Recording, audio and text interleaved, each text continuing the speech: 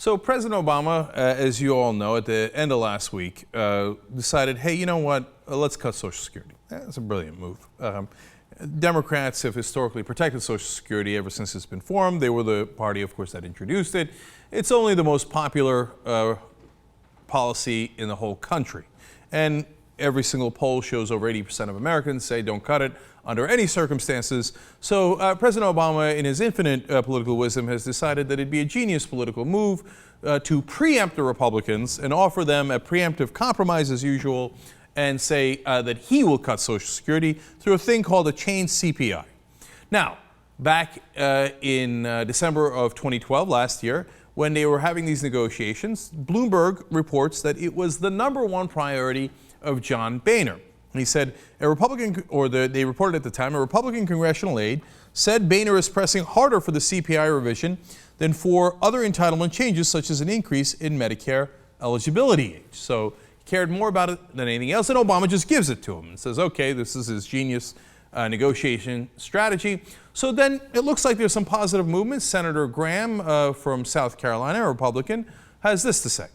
Do you think that the president's framework that he announced, including change CPI, a gradual way to cut Social Security benefits, is a good faith effort? Yes. There are nuggets of his budget that I think are optimistic. It's overall a bad plan for the economy, but when you look at change CPI and Medicare reductions, we're beginning to set the stage for the grand bargain. So I'm looking for the biggest spending cut in American history by reforming entitlements, saving those entitlements, and the president's showing a little bit of leg here. This is somewhat encouraging. His overall budget's not going to make it, but he has sort of made a step forward in the entitlement reform process that would allow a guy like me to begin to talk about flattening the tax code and generating more revenue. All right, so two things you get out of that. First of all, we'll take everything he gives us and, okay, hey, cutting Social Security, hurting senior citizens and veterans and disabled people. That sounds good to a Republican. Thank you very much for offering that without us having to go out and make a public case for it. Thank you for saving the Republican Party on that. Oh, by the way, the rest of your budget I got no interest in.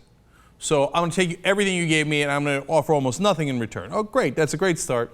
Now, John Boehner, this is the thing that you wanted most. So what is your reaction to this? Let's find out. He does deserve some credit for some incremental entitlement reforms they has outlined in his budget. But I would hope that he would not hold hostage these modest reforms for his demand for bigger tax hikes. So a tiny, modest nothing. Okay, I mean, fine. You showed me a little leg. I'll give you a tiny bit of credit. What am I going to give in return? Bupkis. Nothing. I mean, I would hope that he's not going to hold that hostage for something he wants. The idiot already gave it to me. Why would I give anything in return? Knucklehead. Now, Paul Ryan goes even further. He says, now, quote, I don't see this as an entitlement reform as much as clarifying a statistic. So now it's not even entitlement reform. It doesn't count. I want more cuts of Social Security and more cuts of Medicare, but I actually won't say it in public. I'll make you say it, and then, by the way, as we did in the 2012 election and the 2010 election, we'll use it against you in the elections. We'll say, hey, you know what?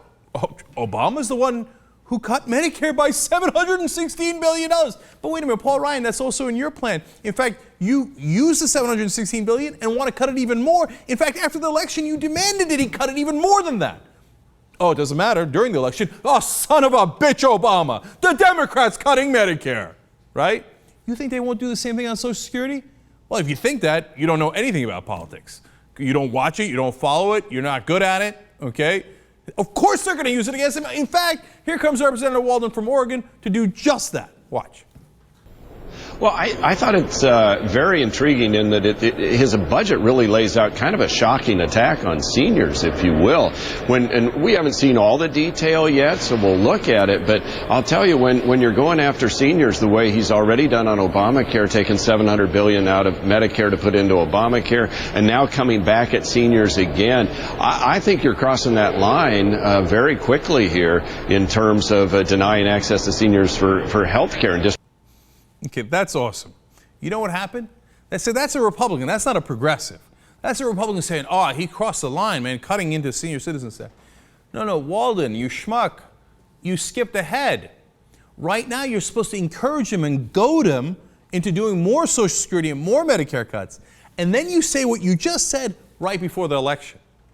In fact, here comes John Boehner saying, hey, you're all alone there on Walden Pond over there. Bring it back in. Here he is. I've made it clear that I disagree with what Chairman Walden said. He and I have had a conversation about it, and I expect that this is the least we must do to begin to solve the problems in Social Security. So, take it easy. This guy's giving away the store. Let him keep giving it away. And then we'll blame him for it. Come on, get wise to the Republican talking points. What's the matter with you? So, what have we gained? We've gained, as usual, nothing from the Republicans. And what Obama's done is put the Democratic seal of approval on cutting Social Security. Genius. Well played as usual. That is some three-dimensional chess, man. I did not see that coming. Oh, Republicans, take my queen. Got you. No, you didn't.